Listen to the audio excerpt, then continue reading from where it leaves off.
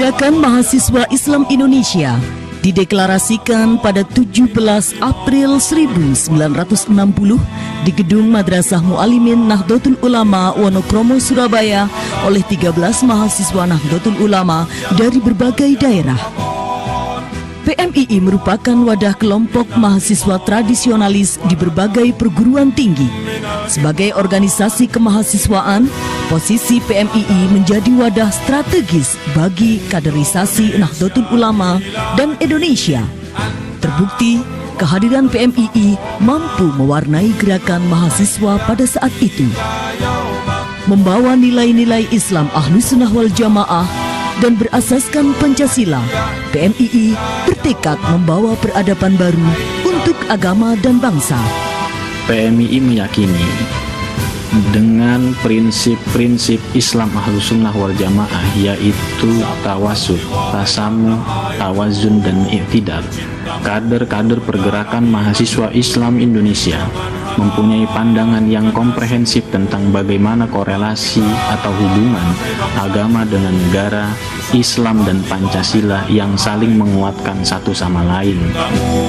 Dalam imanmu, jangan halangkan nasibmu, bangkitlah hai bangsaku. Dengan sumber daya yang dimiliki, PMII selalu berperan dalam setiap momen perubahan. Kongres kedua di Yogyakarta pada masa Orde Lama, PMII menyatakan tekadnya untuk selalu berpihak kepada amanah penderitaan rakyat yang diimplementasikan dalam dokumen penegasan Yogyakarta. Dalam momentum tersebut, PMII juga mendukung terselenggaranya Konferensi Asia Afrika dalam rangka menginisiasi kemerdekaan serta pentingnya kerjasama internasional. Pada masa Orde Baru periode keempat, PMII di bawah kepemimpinan sahabat Zamroni, PMII semakin diperhitungkan di kalangan organisasi kemahasiswaan. Terbukti dengan terpilihnya sahabat Zamroni sebagai Ketua Presidium KAMI atau Kesatuan Aksi Mahasiswa Indonesia di masa tersebut. PMII juga mencetuskan dokumen historis yang dikenal dengan Trisikap Jakarta. Sepanjang perjalanan, salah satu momentum bersejarah adalah independensi PMII pada tanggal 14 Juli 1972 di Malang, Jawa Timur yang kemudian dikenal dengan Deklarasi Murna Jatim. Sejak berdiri, PMII telah dipimpin oleh 16 orang ketua umum, yaitu sahabat Mahbub Junaidi pada tahun 1960 sampai 1967. Sahabat Zamroni di tahun 1967 sampai 1973. Sahabat Abduh Padare 1973 sampai 1977. Sahabat Ahmad Bagja 1977 sampai 1981. Sahabat Muhyiddin Arubusman pada tahun 1981 hingga 1985. Sahabat Surya Dharma Ali 1985 sampai 1988. Sahabat Iqbal Asgaf di tahun 1988 hingga 1991. Sahabat Ali Mashkur Musa di tahun 1991 hingga 1994. Sahabat Abdul Muhaimin Iskandar di tahun 1994 hingga 1997. Sahabat Syaiful Bahri Ansori di tahun 1997 hingga tahun 2000. Sahabat Nusron Wahid di tahun 2000 sampai tahun 2003. Sahabat Abdul Malik Haromain di tahun 2003 hingga 2005. Sahabat Heri Haryanto Azumi di tahun 2005 hingga 2008. Sahabat Muhammad Rodi Kailani di tahun 2008 hingga 2011. Sahabat Adin Jauharudin di tahun 2011 hingga 2014. Sahabat Aminuddin Ma'ruf masa khidmat 2014 hingga 2016. Selamat Hari 55 PMI. Semoga adik-adik para sahabat semua dapat melanjutkan perjuangan yang suci ini demi mencari keridhaan Allah semata-mata. Mudah-mudahan perang PMII di masa yang akan datang itu akan lebih bermakna dilihat dari cita-cita berdirinya organisasi ini. Selamat kepada seluruh warga pergerakan mahasiswa Islam Indonesia yang saya cintai. Selamat atas peringatan Harlah Pergerakan Mahasiswa Islam Indonesia yang ke-55 tahun. Semoga Allah selalu melindungi, membimbingnya. Tangan terkepal, maju ke muka. Semoga PMII tetap jaya, berguna bagi agama, nusa dan bangsa. Tangan terkepal, maju ke muka. Selamat Harlah PMII yang ke-55, semoga makin jaya untuk Indonesia. Satu berkah untuk semua. Salam pergerakan. Selamat atas Harlah PMII yang ke-55, semoga tema ke depan semakin berkualitas, semakin berperan, semakin besar kiprahnya dalam membangun peradaban Islam di Indonesia, Nusantara, bahkan dunia. Dirgahayu PMII ke-55, PMII mantap. Dengan tema besar pembela bangsa, penegak agama, kami ingin menegaskan pergerakan mahasiswa Islam Indonesia ada untuk mengawal Pancasila dan Negara Kesatuan Republik Indonesia dengan paham Islam Ahlussunnah wal Jamaah. Bersama pergerakan mahasiswa Islam Indonesia, kita akan memastikan bahwasanya bangsa kita adalah bangsa yang jaya. Islam kita adalah Islam yang benar. Salam pergerakan. Keluarga besar PMI Jawa Timur mengucapkan Selamat hari PMI ke-55. Semoga PMI makin mantap. Salam pergerakan.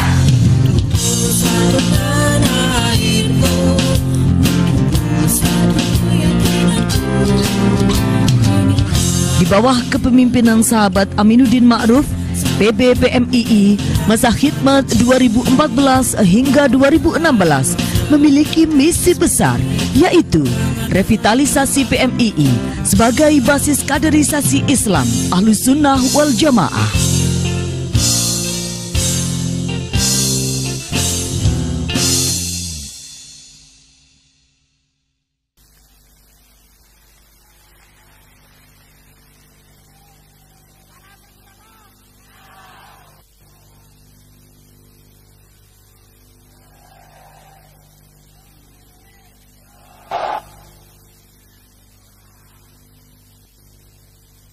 Bismillahirrahmanirrahim. Assalamualaikum warahmatullahi wabarakatuh. Alhamdulillah, walhamdulillah, tsummalhamdulillah. Wassalatu wassalamu ala rasulillah Sayyidina Muhammad ibn Abdullah wa ala alihi wa sahbihi wa mawalah. Amma ba'd. Yang terhormat Presiden Jokowi beserta Ibu Hajah Iriana Jokowi, yang kami banggakan Ketua Majelis Pembina Nasional Pengurus Besar Pergerakan Mahasiswa Islam Indonesia, sahabat Abdul Muhaimin Iskandar, orang tua kita, Wakil Ketua Umum Pengurus Besar Kiai Haji As'ad Said Ali, Kiai Haji As'ad Said Ali, para Menteri Kabinet Kerja,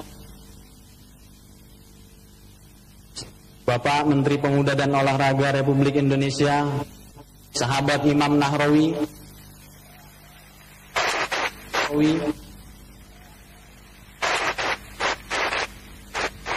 Bapak Menteri Desa Pembangunan Daerah Tertinggal dan Transmigrasi, sahabat Marwan Ja'far, Menteri Ketenagakerjaan Republik Indonesia sahabat Muhammad Hanif Dakhiri,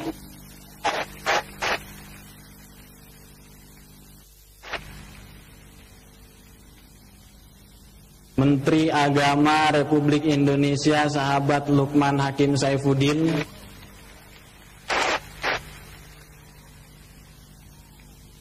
para Menteri Pendidikan Tinggi, Riset dan Teknologi sahabat Profesor Dr. Muhammad Nasir, sahabat Profesor Dr. Muhammad Nasir,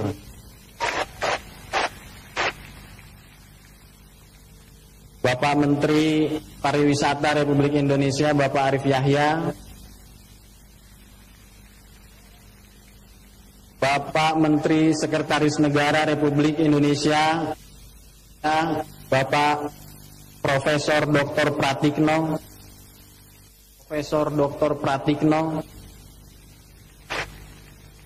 Gubernur Provinsi Jawa Timur Pak Dekarwo,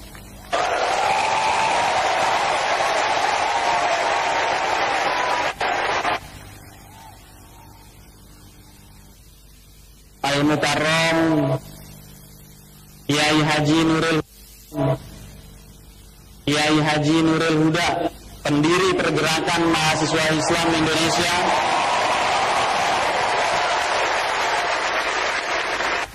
Al-Mukarram Abah Kiai Haji Khalid Mawardi, pendiri Pergerakan Mahasiswa Islam Indonesia,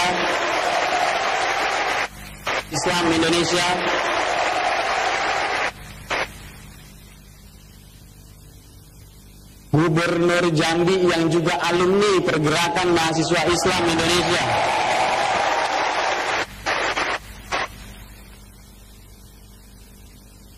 para pendiri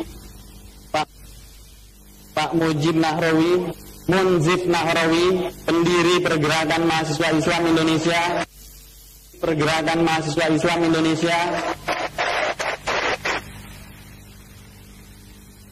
Kiai Haji Aziz Mansur, orang tua kita, Ketua Dewan Syuro DPP Partai Kebangkitan Bangsa,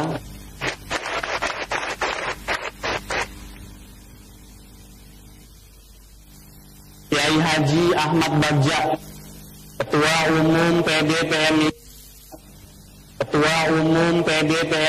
masa khidmat 1978-1981,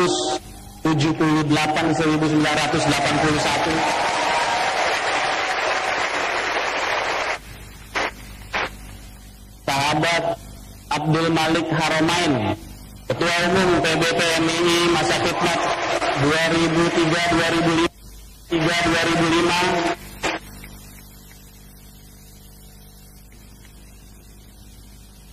sahabat Saiful Bahri Ansori, Ketua Umum PB PMII 1997-2000, Muhammad Rodri Kailani, Ketua Umum PB PMII masa khidmat 2008-2011, sahabat Julian Ardiantoro, Sekretaris Majelis Pembina Nasional PB PMII yang juga anggota Komisioner Komisi Pemilihan Umum Republik Indonesia,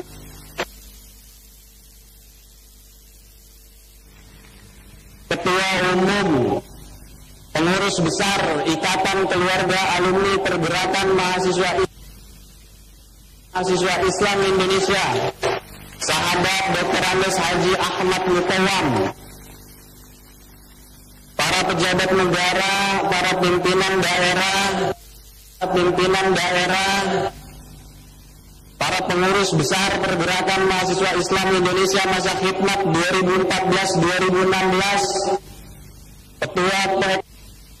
Ketua PKC Jawa Timur, Ketua PKC Jawa Tengah, Ketua PKC Jawa Barat, DKI, Kalimantan Barat, Sulawesi Tenggara, Papua yang hadir di sini, para ketua cabang PMI se-Jawa Timur, Jawa Tengah, Jawa Tengah, Jawa Barat, dan DKI Jakarta, para ketua rayon, ketua komisariat, dan kader-kader pergerakan mahasiswa Islam Indonesia. Salam pergerakan, salam pergerakan, salam pergerakan. Bismillahirrahmanirrahim. Insyaf dan sadar Tuhanan yang Maha Esa, kemanusiaan yang adil dan beradab, persatuan Indonesia, kerakyatan yang dipimpin oleh hikmah kebijaksanaan dan permusyawaratan perwakilan, keadilan sosial bagi seluruh rakyat Indonesia, merupakan ideologi negara dan falsafah bangsa Indonesia, yaitu Pancasila. Sadar dan yakin bahwa Islam merupakan panduan bagi umat manusia, yang kehadirannya memberikan rahmat untuk sekalian alam. Suatu keharusan bagi umatnya mengejawantahkan nilai Islam dalam pribadi, bermasyarakat, berbangsa dan bernegara, serta dalam kehidupan masyarakat dunia. Bahwa keutuhan komitmen keislaman dan keindonesiaan merupakan perwujudan kesadaran beragama dan berbangsa bagi setiap insan muslim Indonesia, dan atas dasar itulah menjadi keharusan untuk mempertahankan bangsa dan negara dengan segala tekad dan kemampuan, baik secara perseorangan maupun bersama-sama. Mahasiswa Islam Indonesia sebagai salah satu eksponen pembaharu bangsa dan pengemban misi intelektual berkewajiban dan bertanggung jawab mengemban komitmen keislaman dan keindonesiaan demi harkat dan martabat umat manusia dan membebaskan bangsa Indonesia dari kemiskinan, kebodohan, dan keterbelakangan baik spiritual maupun material dalam segala bentuk. Maka atas berkat rahmat Allah Subhanahu wa Ta'ala dibentuklah pergerakan mahasiswa Islam Indonesia yang berhaluan Ahlus Sunnah wal Jamaah dengan anggaran dasar, anggaran rumah tangga.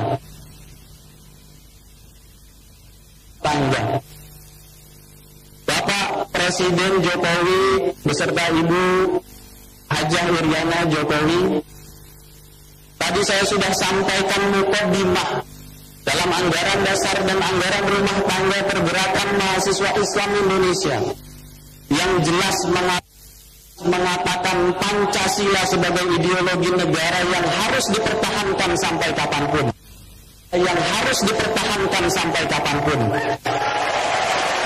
Negara Kesatuan Republik Indonesia itu sebuah komitmen yang universal. Mandat dari orang tua kami di Nahdlatul Ulama untuk menjaga Islam Ahlus Sunnah wal Jamaah, mempertahankan negara Kesatuan Republik Indonesia dan menjadikan ideologi Pancasila sebagai ideologi bangsa. Itu merupakan final dan titik bagi pergerakan mahasiswa Islam Indonesia. 55 tahun yang lalu, pergerakan mahasiswa Islam Indonesia didirikan di kota ini. 55 tahun yang lalu, 13 orang pendiri yang alhamdulillah hari ini bisa masih menemani kita. Kita doakan semua pendiri panjang umur, diberikan kesehatan. Kita telah tumbuh dan berkembang menjadi organisasi mahasiswa terbesar di tanah air ini. baik secara persebaran wilayah maupun jumlah kader kita baik di kampus umum maupun di kampus agama.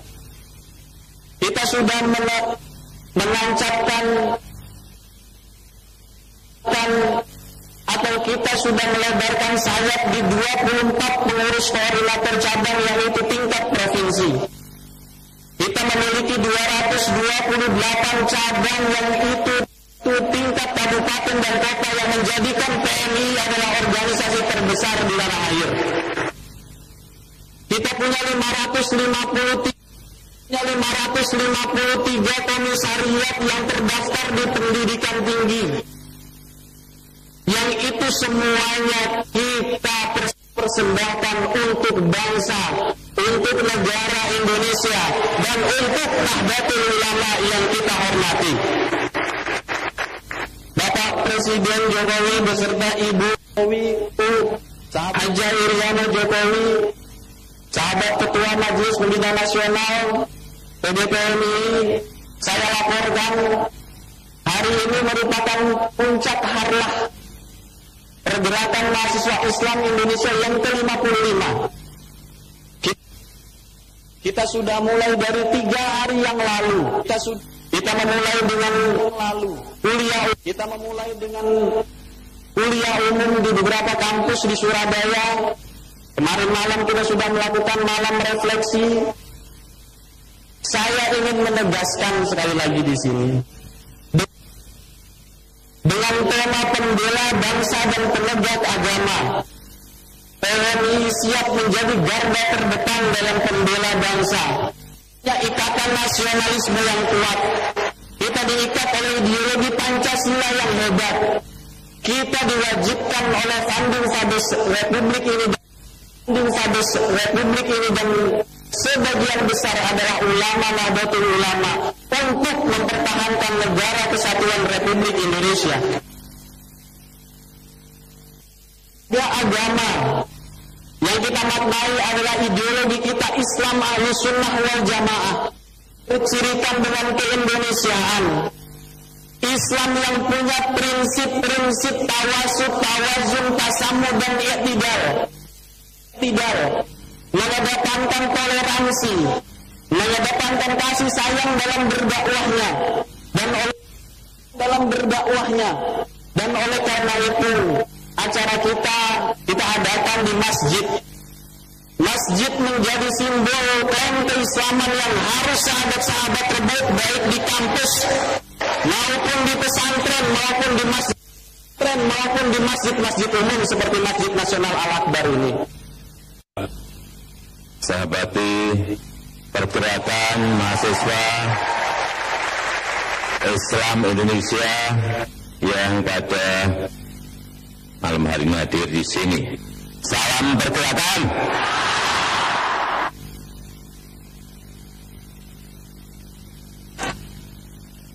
Saya tidak sampai apal seperti sahabat Aminuddin Ma'ruf tadi.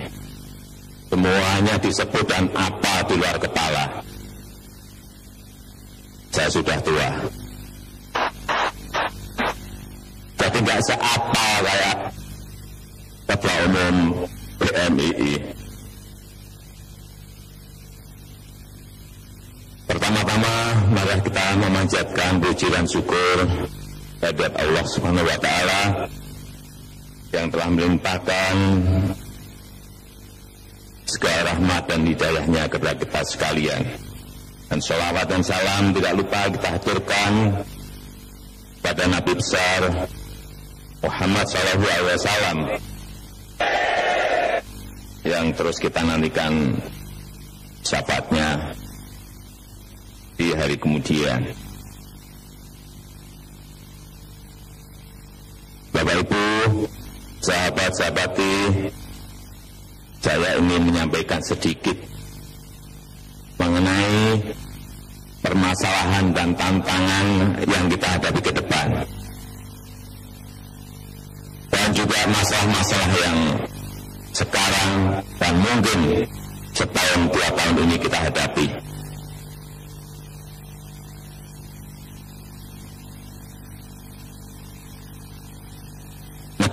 sekarang ini dapat dikatakan sudah tanpa batas.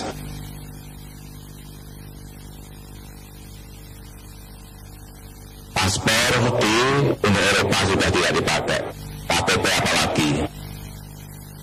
Sebentar lagi juga di ASEAN pada akhir tahun ini, awal 2016 juga sudah dibuka yang namanya masyarakat ekonomi ASEAN, ASEAN Economic Community.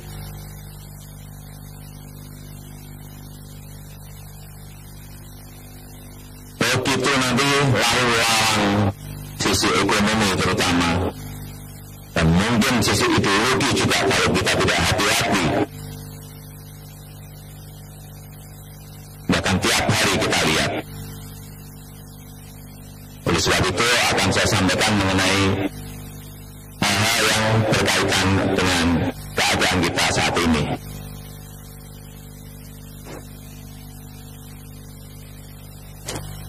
Ini jumlah masyarakat Indonesia yang masih kita huruf. Dari kita lihat 2010, 2011, 2012 sampai 2013, posisinya masih seperti ini. Sekali lagi, itu bukan angka yang sedikit. Angka 15,15% ini adalah angka yang besar. Padahal sekali lagi, masyarakat ekonomi ASEAN akan dibuka. Memang ini kemudian bisa dilihat, tetapi kenyataannya ini yang paling besar. Terus kemudian juga fasilitas pendidikan yang kita punyai, dari sekolah dasar, sekolah lanjutan, sekolah tingkat atas, sekolah di perguruan tinggi, juga sebetulnya kurang di tingkat atas juga masih sangat kurang. Oleh sebab itu ke depan kita ingin, kalau dulu ada SD Impres, saya ingin di dalam pemerintahan saya nanti akan ada SMK Impres, SMA Impres, dan baik yang umum maupun yang agama. Nanti ini untuk mempercepat fasilitas agar pendidikan di tingkat atas ini bisa kita lakukan. Jadi setelah lulus dari sekolah dasar, sekolah lanjutan, kemudian di sekolah lanjutan atas paling tidak, ini kita lihat persentasenya kelihatan sekali seperti apa. Karena apapun ke depan pertarungannya adalah pertarungan kualitas sumber daya manusia. Pertarungannya ada di situ. Bukan masalah kekuatan sumber daya alam, tetapi ada di SDM, sumber daya manusia. Karena kalau kita lihat coba, Singapura punya apa? Jepang punya apa? Korea punya apa? Kita melimpah ruah, alhamdulillah. Tetapi coba, apakah kita bisa menggunakan itu? Ingat, tahun 70-an ada boom minyak. Minyak melimpah di kita tahun itu. Tahun-tahun 70-an. Kesempatan itu hilang.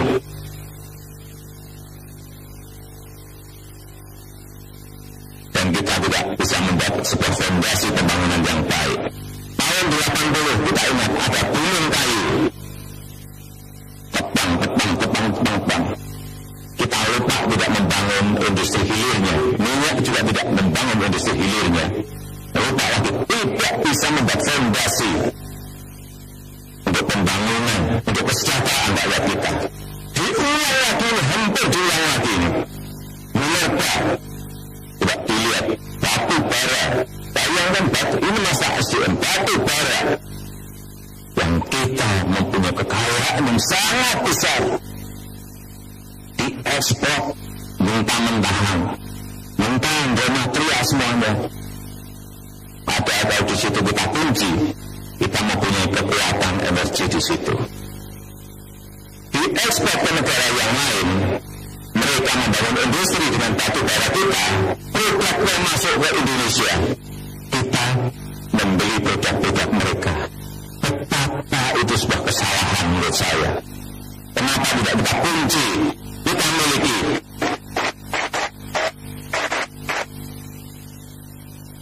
Kalau kamu mau buat industri di Indonesia, batu bara banyak di sini. Sehingga akan ada keuntungan pajak, ada keuntungan tenaga kerja, akan ada keuntungan nilai tambah yang lain-lain, akan banyak sekali. Inilah yang akan kita lakukan. Kita akan mulai step satu persatu. Tidak hanya masalah batu bara, tidak hanya masalah nikel, tidak hanya masalah boksit, tidak hanya masalah timah. Ini harus diolah, hilirisasinya ada di Indonesia. Tidak, kita sudah tidak mau lagi kita kirim mentahan, diolah di sana, kembali ke sini kita beli coba. Benar tidak seperti itu? Siapa yang berani menjawab benar? Inilah kesalahan yang harus mulai kita stop. Udah. Terus masalah pendidikan, masalah SDM. Kemudian posisi pekerja dan pengangguran di kita juga masih bukan angka yang kecil. Inilah kenapa tadi yang namanya raw material, bahan mentah itu harus diolah di sini. Karena kita ingin membuka lapangan pekerjaan yang sebesar-besarnya. Itulah yang kita inginkan. Tapi untuk menuju ke sana, transisinya memang memerlukan perubahan pola pikir yang total. Tidak mungkin kita hanya langsung merubah cepat, kemudian semuanya bisa menerima. Saya berikan contoh, kita sudah bertahun-tahun impor beras, betul, 3,5 juta. Kemarin waktu Desember Januari tidak ada usul lagi kepada saya, Pak, ini posisi stok sudah berbahaya, kita harus impor. Kita harus impor. Mengatakan ke saya, sebentar, saya akan cek dulu stok kita seperti apa. Saya cek memang tinggal sedikit, tetapi setelah saya hitung, ini masih berani sampai nanti panen raya. Tetapi dengan keputusan seperti itu, yang terjadi adalah spekulasi. Harga beras menjadi naik. Ini memang sebuah resiko yang harus saya ambil. Memang menjadi tidak populer saya. Tetapi memang kita harus berani merubah itu. Kalau kita masih impor 3,5 juta ton per tahun, saya meyakini petani yang kita tidak akan mau berproduksi. Untuk apa? Impor saja, lebih murah. Tetapi orang yang berproduksi menjadi malas. Ngapain saya berproduksi?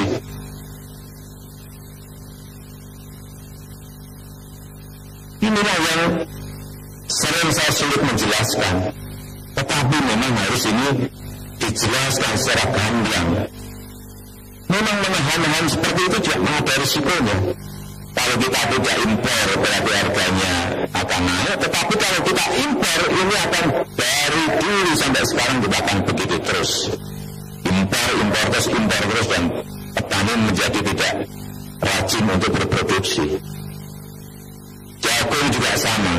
Berapa juta ton kita impor. Inilah yang terus kita tahan. Gula juga sama, kedelai juga sama. Inilah yang ingin kita benahi. Tapi sekali lagi memerlukan perubahan pola pikir, memerlukan perubahan total dari cara-cara kita berproduksi. Terus pada saat kita memutuskan pengalihan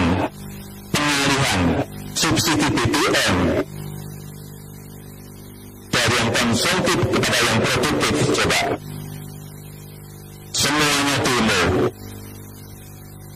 PMI nggak ada. Karena PMI ngerti. Karena kita ingin mengalihkan dari subsidi konsumtif kepada yang produktif. Ini perlu saya jelaskan. Kita sudah berpuluh-puluh tahun menikmati subsidi itu tanpa terasa. Setahun 300 triliun kita bakar dan hilang. Saudara bayangkan, 300 triliun setiap tahun dibakar kemudian hilang. Kemudian bayangkan kalau 10 tahun berapa? 3.000 triliun. Bayangkan lagi, saya punya hitung-hitungan untuk membangun jalur kereta api di Jawa, Sumatera, Kalimantan, Sulawesi, Nusa Tenggara sampai di Papua. Itu hanya butuh duit 360 triliun.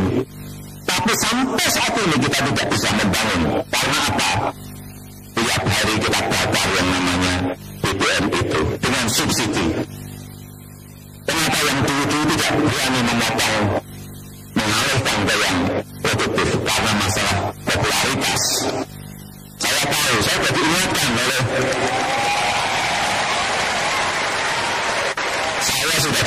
oleh tangan kiri Bapak.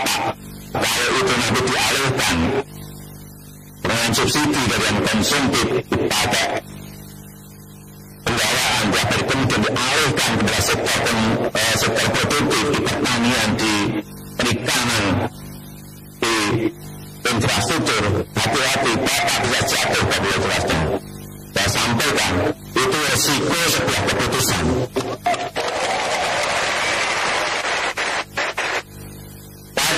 Karena coba kita lihat 300 triliun per tahun. Kemudian yang menikmati subsidi itu siapa? Saya cek data, 82% yang menikmati subsidi itu adalah yang punya mobil. Terus yang ini seperti apa? Subsidi ini untuk mereka dari mana? Saya mau tanya, dari mana? Kita nggak terbaik yang punya mobil disubsidi, yang ini mah tidak. Inilah yang baru dalam proses kita tata untuk menuju ke subsidi yang produktif, subsidi ke tempat-tempat sasaran yang betul. Tapi perlu perubahan pola pikir memang berat, mengerti, memang berat. Karena juga sekarang ini ada tekanan ekonomi global, ada tekanan dolar kepada rupiah, ada tekanan kemerosotan ekonomi dunia. Tapi pilihan-pilihan itulah yang sekarang kita ambil. Terus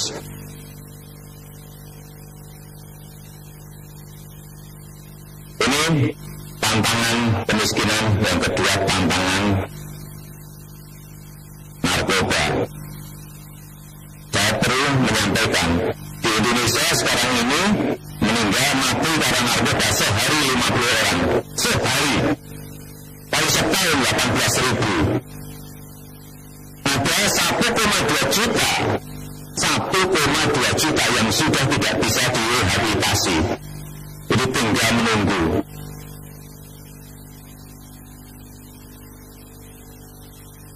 Setengah juta itu bisa direhabilitasi. Ini juga angka yang sangat besar sekali. Saya sampaikan saat itu, Indonesia darurat narkoba, dan kita harus perangi yang namanya narkoba.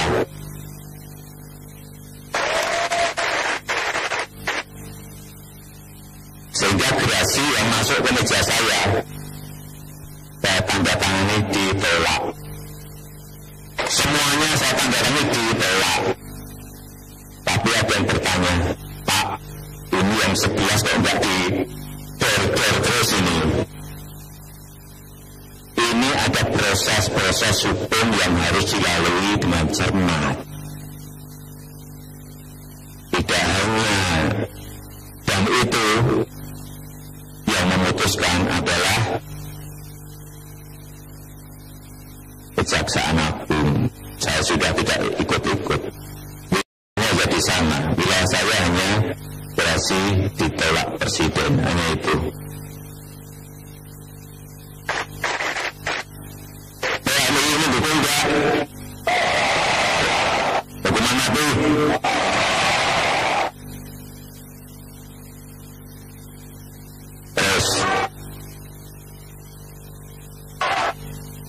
Terus ada yang mengatakan ini presiden ditekan dari internasional, dari negara-negara lain, kanan kiri atas bawah. Ya betul, memang memang betul. Ya baru saya ditelepon, benar, saya ngomong apa adanya, dari kepala negara, dari presiden, dari perdana menteri, dari raja, yang warga negaranya ada di sini, dieksekusi lalu yang akan dieksekusi, surat dari Human Rights, dari Amnesty, semuanya. Tapi sekali lagi saya sampaikan, ini adalah kedaulatan negara kita. Ini adalah kedaulatan hukum kita. Saya selalu sampaikan kepada mereka atau pastor pun, saya sampaikan. Tetapi sekali lagi ini ada prosesnya. Jangan dipikir presidennya nggak berani.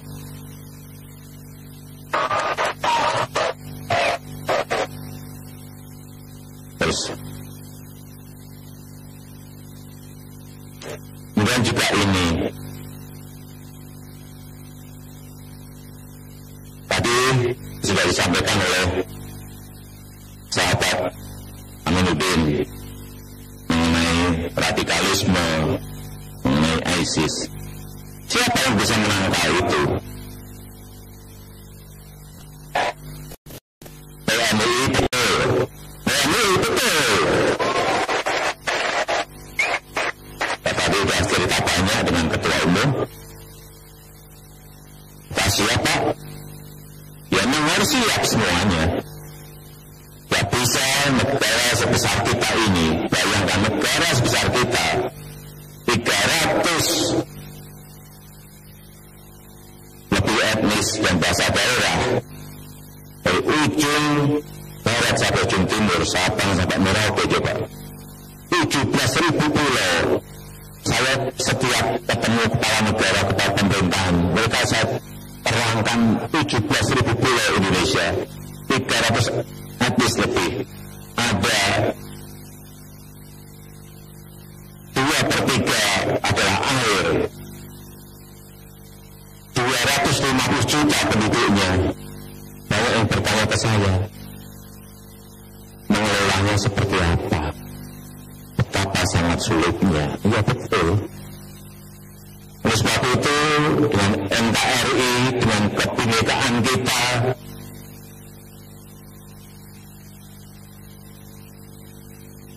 mukadimah tadi yang disampaikan oleh ketua umum tadi, sekali lagi yang namanya radikalisme, kemudian gerakan-gerakan ekstremisme, yang memang tidak ada kompromi untuk mereka. Jangan ada kompromi dengan mereka. Dan kita ini sering dipuji oleh negara-negara lain, negara-negara di Timur Tengah, di Middle East. Mereka kagum dengan kita. Betapa kita adem ayem, dingin, tentrem. Padahal apa? Padahal kita ini bersuku-suku bangsa, bahasa daerah yang berbeda-beda. Kok bisa kita ini bisa bersatu? Dewasa dan berdemokrasi. Mereka kagum dengan kita. Oleh sebab itu, kita sendiri sebagai bangsa yang juga Indonesia adalah sebuah bangsa yang besar, bangsa yang besar. Nomor 4 jumlah penduduknya di dunia. Oleh sebab itu kalau saya konferensi internasional, saya juga minta duduk dengan negara-negara besar. Nggak mau saya di pinggir-pinggirnya, nggak mau. Karena Indonesia adalah negara besar. Waktu di EPEC juga memang jadi di tempat duduk yang agak jauh dari tuan rumah, nggak mau. Yang nggak usah datang kalau seperti itu. Sehingga waktu di EPEC, lihat nggak? Di sini ada tuan rumah, Presiden China, Presiden Tiongkok, Presiden Xi Jinping. Di sini Presiden Putin, di sini Presiden Jokowi, di sini Presiden Obama. Ini Obama, ini Presiden Obama, Presiden Jokowi, Presiden Xi Jinping, Presiden Putin. Ini baru yang namanya kita memang bangga dan harus bangga bahwa kita adalah negara besar. Bahwa tantangan masih banyak, iya. Itulah yang harus kita hadapi. Itulah yang harus kita hadapi.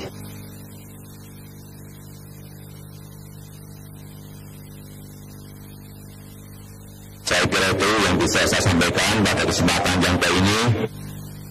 Dan saya mengucapkan selamat ulang tahun, selamat hari raya untuk PMII yang ke-55.